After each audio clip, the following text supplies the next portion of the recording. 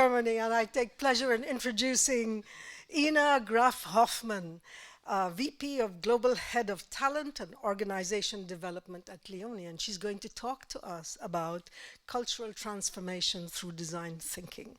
So, interesting approach. Ina. Thanks a lot. Welcome everybody after the break. So I'm happy to be here and share with you some insights into maybe a crazy, at least there are a lot of people in our company which call that crazy, and me crazy, approach, at least quite a not very traditional approach to cultural transformation. And I will share very openly what worked, and as I will as well share very openly what did not work in this approach, of course, because there will be and had been some hurdles. And I'm really glad that we heard what we heard this morning, because I can relate so much to context of transformation, to the role of the leaders, and you will see and very likely see in a practical example what this really can mean. So maybe first of all, Leoni, you very likely will not know it, the company, but you very likely are in touch with us because very likely you have a car, and if you are driving a German car, you have very likely a cable manufactured by us, or your harness is done by us. So we are producer of cables and harnesses. We have two divisions. One is producing the cables, the other one is producing the harnesses. So we are a typical automotive supplier with all the pros and cons. So if the OEM's not selling cars, we are not selling harnesses. So we are very close to the development in the OEM area and the automotive manufacturers. And of course, it's quite a hard stuff, quite a tough branch to work closely with the OEMs. We are roughly 100,000 employees, so quite big. But I need to say that 80% are blue-collar workers. So the harness production is a very manual production. So we have a lot of people out there in the world assembling the harnesses. And this is quite important when you are talking about cultural transformation. You need to take the 80,000 people with you. And it's not so easy to reach them. So roughly the figures, we have roughly 4 billion of sales, and we are active in 30 countries, roughly. The whole story I will tell you about started in 2017, to be honest. Where have we been there back then? We realized 2016, 2017, finally, that the environment is changing. Even the cable is a cable. And if you even ask today people in our company, what do we have to do with digitalization? They will say, not very much, it's just cables, isn't it? But of course, it has a lot to do with us, because through our cables, all the energy, all the data is going. On one hand side, this is really good, because this is really future-proof, future-proof product. On the other hand side, we need to develop our cables, and be sure, I never ever thought so much about cables in my life as in the last 10 years or 9 years, cable, but you need to improve cables, otherwise it's just a commodity you can order in a web shop. And with 100,000 people being so close and tight in EBIT margin, this is not the right way to go. So we understood back then that we need to change somehow. We need to innovate. We need to maybe even change our business model, or at least bring it to the next level. So back then, we had another situation that the two divisions I was talking about had not been very close to each other. So basically, you could have had the impression that you're working in two different companies, talking about culture, talking about processes, talking about a lot of things, talking about systems. But I think a lot of you know what I'm talking about. So back then we decided, or the board decided, to reinvent or to change the business model, or think about at least change the business model. We realized we need to be more innovative, we need to develop intelligent cables somehow. And we realized as well that with the culture we are coming from, very traditional trade we are working in, the whole cable production is a trade that is coming from the 15th century, by the way. So it's a very traditional branch. So we need to somehow change our culture to really be able to innovate and to be more bring innovation and change the business model, to be honest. So back then, a group of top leaders around the board, we did some workshops back then to rephrase or to reinvent our vision, our mission, and then as a consequence, of course, the strategy and so on. And here you see what we went for. Maybe we can discuss later if this is a good one or a bad one. So we thought, what is our somehow purpose? It's not producing cables. It's the management of energy and data in a car, in a truck. We have industry areas, platforms, oil platforms, and things like that. So we decided to go for passion for intelligent energy and data solutions. And the passion was very important for us. So we want our people to be passionate about that, for that. So this was our vision. We want to be passionate passioneers, passionate engineers, passioneers for intelligent energy and data solutions. And from that we derived the mission. I don't want to go into that, but the very important one is this one. Here. We defined as guideline for our culture, we want to live a culture of high performance, agility, customer centricity, and trust. On the other hand side, we had in the same time, we had our global employee engagement with these results. The targets and the strategies of Leoni are not known by all of the employees, not by far. The employees do not feel very evaluated. The processes are inefficient. We don't have a culture. That means we do not have one culture. We have thousands of cultures, different cultures in our company. And we had a common understanding or common sense of urgency that we need to somehow understand how we can achieve this. So this was the situation, and we were thinking about how to approach now this elephant, how to approach the cultural change. And we decided to go for a totally different way.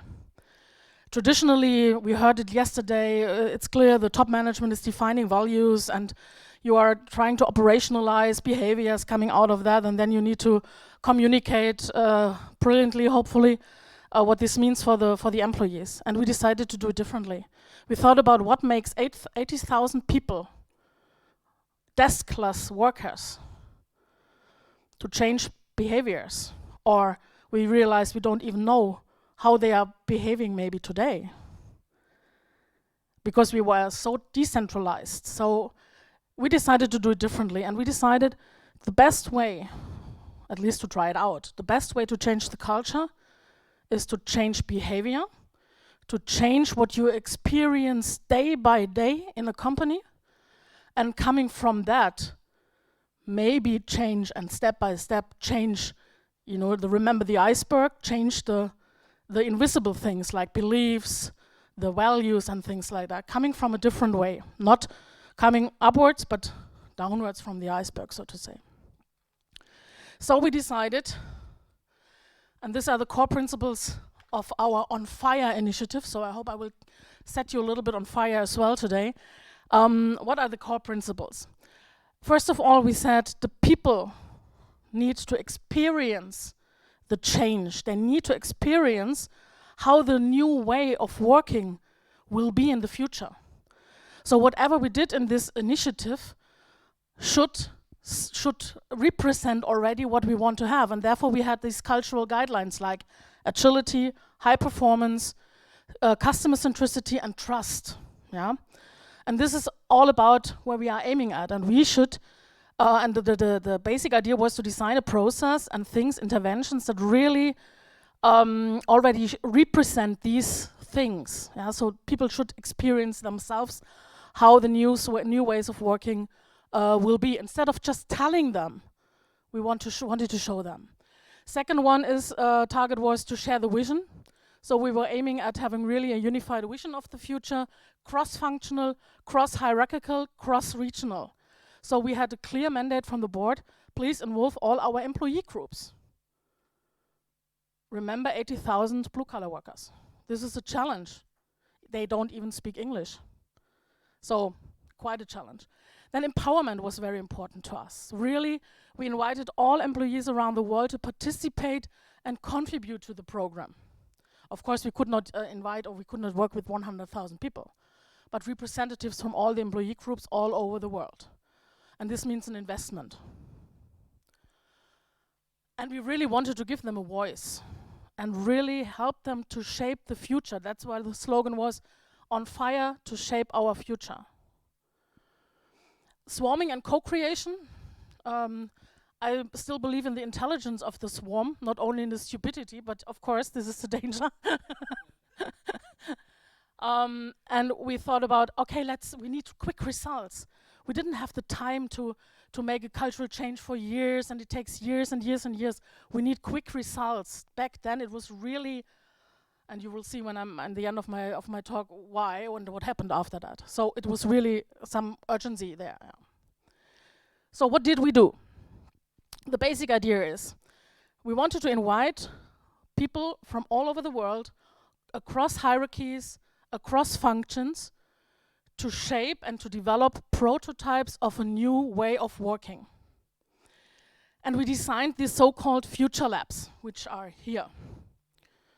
And the future lab is a workshop, 1 week, where the participants undergo a design thinking process. Because we thought about which method. And design thinking was really the one that appealed most to us. You are creating a lot of options. You are empowering the people. You are involving the customers as well, get feedback, and you have a quick result and prototype. So this was the basic idea, but then we developed the format and we realized, okay, now we want to inform our people. And we realized, we knew it here, but we did not realize it there, that we cannot reach 80,000 people in our company by email, by app. We didn't have an app for them, so they are just in their plants working, and we would need to go via managing director, HR, and we did, of course. And we realized they are maybe not in a state of mind where we can really get their input. They need to discuss prior to this, and we, in a very quick, with quite a lot of effort, we launched a platform, our On Fire platform. It was just an out-of-the-box solution by an external provider, which is available mobile as well. A platform where all people, all our employees, no matter which role they have, can access, get insights on the topics. And the first step was really to participate them and take them into the boat, was to discuss which levers we have and on which levers we should work on in order to achieve our culture of agility. And you remember the four pillars of our cultural guidelines, so to say. So we collected topics, we did votings on the app. Of course, not 100,000 people had been on the platform, but for example, on the first day, 2,500 people joined. It got slower, but at the end of the day, we got the people who are really interested in the topics, who are really on fire for that, what we are doing there. So we decided, and we did votings, and it was a co-creation process on the platform. We went for 5 levers, which should then be developed further in the future lab.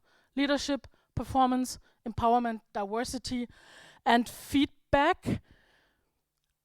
And it was a wish of one of our board members to call it feed forward, because we should not look into the past, we should look forward and use the feedback for the future. So we called it feed forward.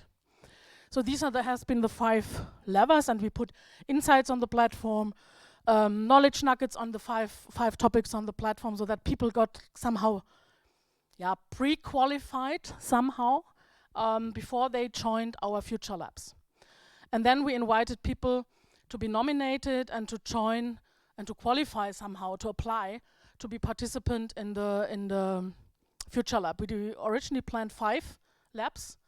Regionally, Germany, Eastern Europe, Northern Africa, we have a lot of people, Americas and Asia. And we started, due to logistical reasons, with Germany.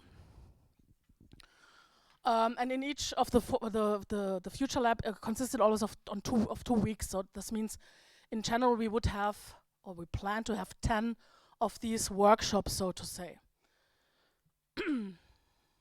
And yes, you see the whole journey from the platform, then on Fire Labs, and then the implementation of selected prototypes. So the basic idea was really a participative approach, including all the employees. And here, the decision which of the prototypes are scalable and should be implemented on a global scale, on a global level in the company. There we would include, or we included our leadership. This is the decision process of the board and of leadership to really decide on which of the options is really scalable and which is really manageable and realizable. So of course you need a process from the leadership as well, and include them of course as well, but not in the beginning, later then. Yes, it's just a time scale maybe you see here. And we did the same approach, by the way, in our Future Lab development as well. We did a prototype. We tried it out in Kitzingen, which is one of our biggest locations in Germany. And then we iteratively improved the labs, and of course got sharper, more on the point in the things. And then we rolled it out to the first one, which has been in Serbia. And the basic idea has been then to have, after that we had 18 prototypes. The first prototypes should be decided, and then we would have localized, and you'll see would have. Something happened in 2019 that we didn't continue the journey, by the way. So, but it was external environment, so to say, or influences which are not in the approach. So here, just an impression of the platform, what we have there. You see all the people you had there, impulses, topics, insights, and there, of course, a typical chat function, which was pretty new for us back then. Yeah, we didn't have that in the company. Of course, it was mobile. This is very important because everybody has a mobile phone. We had, of course, all the discussion, data protection, all the things, bring your own device, and so on and so forth. But at least we managed it really quickly in like 6 or 8 weeks. We went live with this app. And talking about speed, until today, we don't have an employee app, a regular one, which we use day by day. Yeah.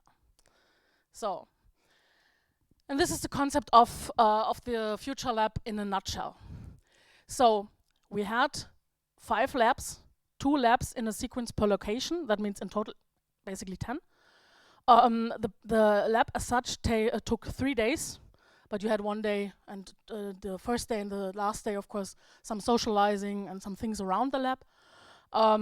Basically, up to 50 participants in a future lab. There we had 48, and they were assigned to work on 6 topics in one lab, so to say, and to develop prototypes on that.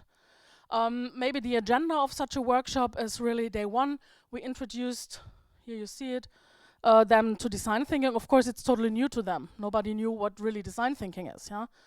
The second day was really induced. I don't know how familiar you are with the process of design thinking.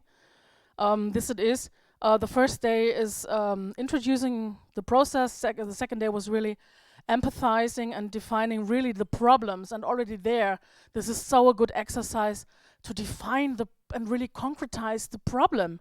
You know, everybody in the company says, yeah, we don't have enough information, but this is not a concrete problem. So really define together with the customers, with people in the location. So they had the mandate and the task to talk to people in the location who were not participating in the lab. What is really the problem? And really the first day was, what concretely is the problem you want to work on? And the third day then was, and the first day they were creating of ideas already, sorry. And the third day was really, oops, wrong button, was then prototyping, going back to their managers, when we invited managers to give feedback on that already and do some iteration curves already, having in mind that after these 3 days, the groups working on a topic will go back to their locations and continue to iterate the prototype. So it was not finalized at the end of the Future Lab, of course. Yeah. So this was the process they underwent in that Future Lab.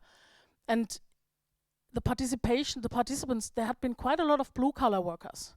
Of course, we had some leaders. The leaders were represented not that much, to be very honest. They wanted it typically, let's see what they are doing and maybe I will join one of the next ones.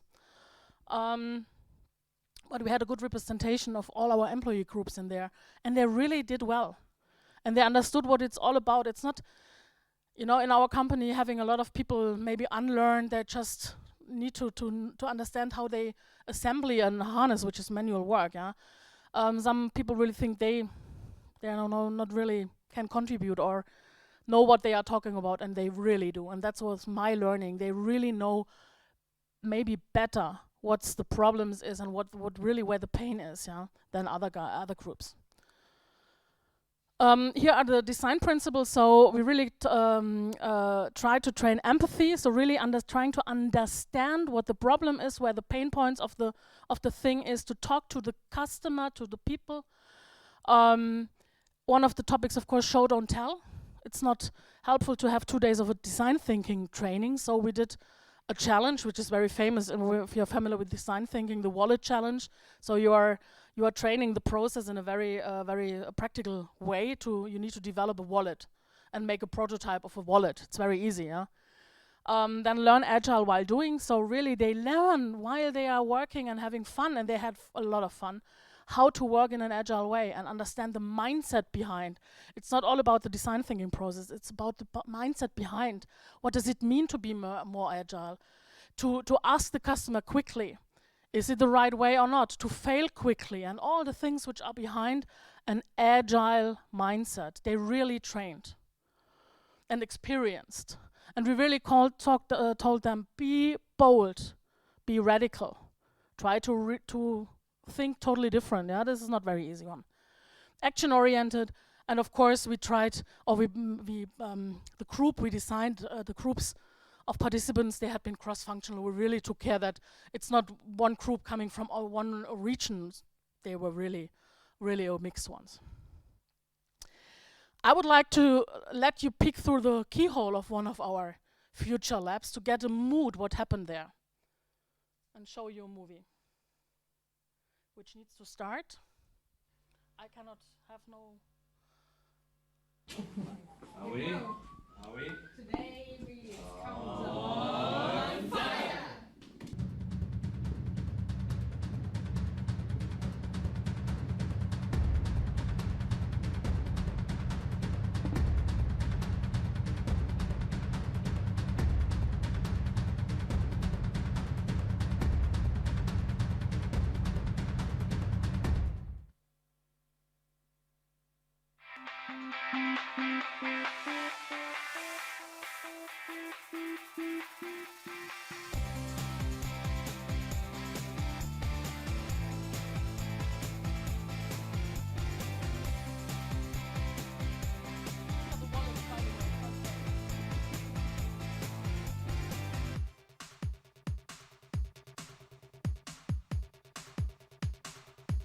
Managing director put some problems in there too.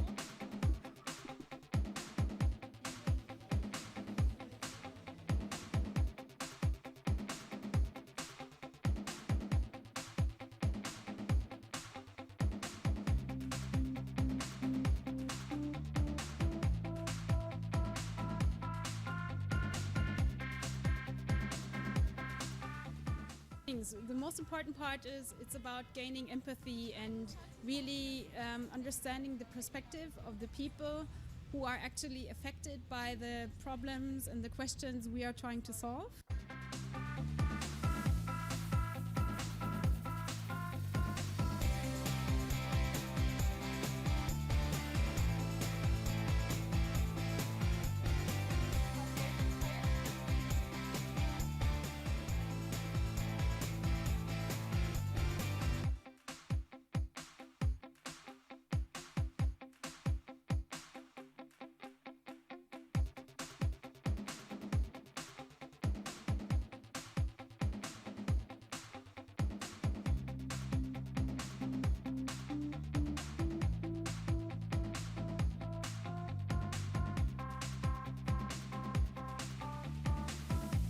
I feel excited, happy, and proud. Excited, really excited.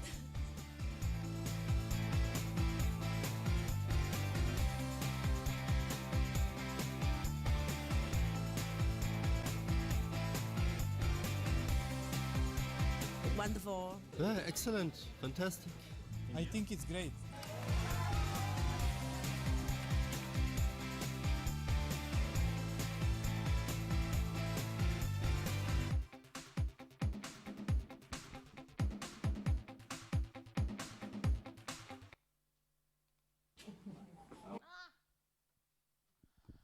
So I really intentionally showed you the movie because it was so, the people were so motivated after that. They were so keen on going back to their locations and spark the fire, really literally spark the fire.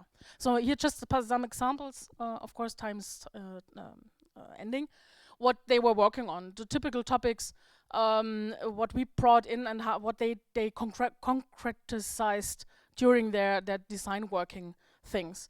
And the result was just having some quotes, more of almost 2,000 ideas, different ideas, yeah. And the result had been in total 18 prototypes for collaboration, for leadership, and for all the things. Like, for example, a feed-forward cycle for leaders, which is implemented today. Not anywhere, but we have some locations where they really implemented a very quick feed-forward cycle for teams, yeah, which is an invented tool, so to say. Sharing knowledge, a Leo Hub, whatever. I would only show you the Leoni Kickstarter or mention it shortly because from my point of view, this was really a very, very good one. The Leoni Kickstarter, and we have the platform really developed as a prototype, as a platform which helps you to co-fund internal projects. So this is a platform where if you have an idea how to improve things, if you have an idea, anything, you can put it on the platform, elaborate it a little bit, start with a prototype maybe even, and you can ask other people either for resources. So people who say, okay, I would like to work, I don't know, 5 hours a week on that, align with your manager and do it. Or managers to even spend budget and give budget to the project if they have budget left at the end of the year, for example, or whatever. So this is a platform, digital tool, which had been prototyped and which worked. Yeah, and this was in autumn 2018. We got a new CEA in 2018 in autumn. He did not believe in the power of the crowd. He was more the type of, okay, we as a leader, we need to define, me as CEO, I need to define what the culture is. We need to know where we are going. It's no open end. I want to control the results. One fact, the board totally changed. If you see the people in the beginning of the photo who defined that, 3 are left. All others, meanwhile, left the company, and 3 of them are still there. And we directly went in a crisis mode. And of course, neither agility nor trust and all the things which are so important maybe are not the best approach to a crisis. So we needed to go for a different approach. We went directly 2019 in a performance program led by the monkey we all feeding, McKinsey, obviously. And we had a restructuring, going back from a global matrix organization to a functional organizational structure, very much focusing on efficiency standardization. So currently, unfortunately, the ambidexterity is not that much there. We are focusing very largely on command and control, efficiency, standardization. And therefore, we are now having a new cultural initiative, which is driven top-down, very traditional, defining values, currently trying to operationalize and things like that. But the thing is, it really works. It really works to involve the people. Thank you very much, Ina. That was very inspiring.